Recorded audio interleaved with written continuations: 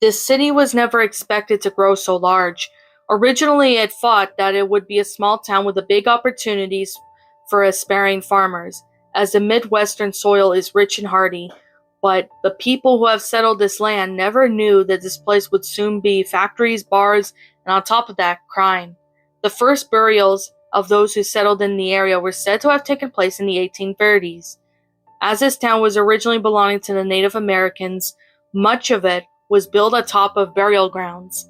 In fact, even some of these burials weren't Native American.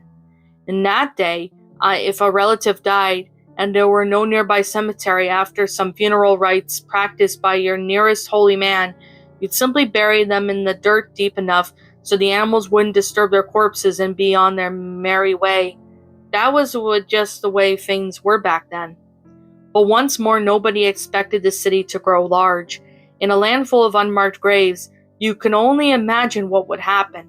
A majority of the city is built over the final resting place of hundreds, perhaps thousands of bodies, whose to believe in spirits tend to broadly expect and believe one thing: do not disturb the dead. And these dead have been quite disturbed. The Harrisons were just a normal American family that was looking for a pleasant home in the Midwest. When they found a little lovely place next to the popular diner, they had decided to move in just about the right way, unaware that something was amiss.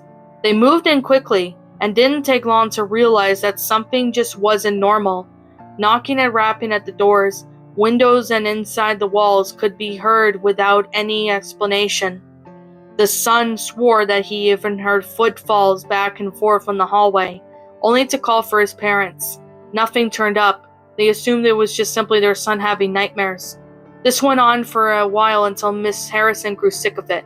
"That's it. I'm getting Sandra to come over here and see what's going on." "Sandra? You mean that kooky psychic friend of yours?"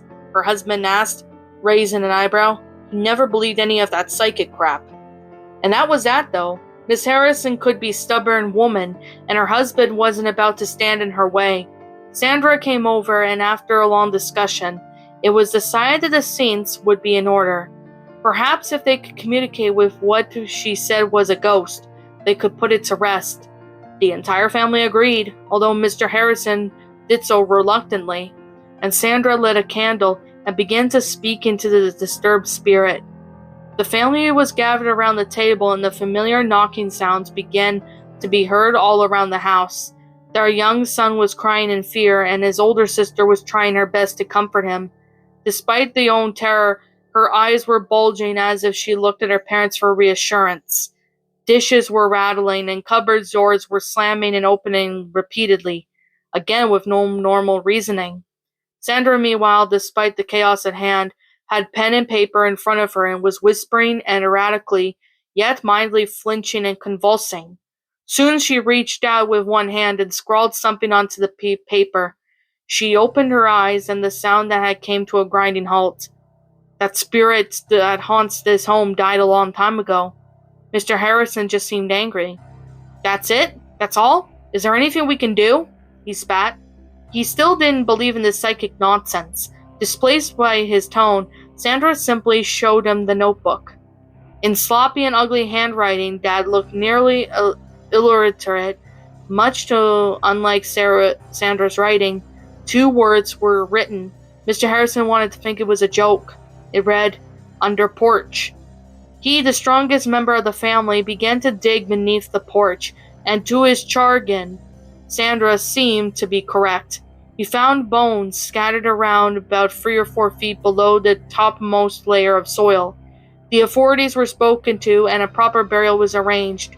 The Harrisons never plagued or disturbed the spirit again, and their children could peacefully sleep at night.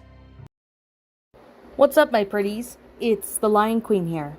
I want to appreciate you all for tuning into this video, and I do appreciate you guys supporting my video by giving this video likes and stuff. If you really enjoyed this video, be sure to leave a like, comment and subscribe if you're new, ring the bell for notifications to when I upload so that way you guys will get updated for whenever I upload. If you want to follow me on Twitter or DeviantArt, feel free to leave to leave a follow on those if you are interested in following me on those socials. If you want to support my backup channel, known as Miss Dark Shigo, feel free to subscribe to it, as a link to that will also be in the About page section. And with that being said, and that being the case, thank you so much for watching, my pretties, and as always, stay pretty.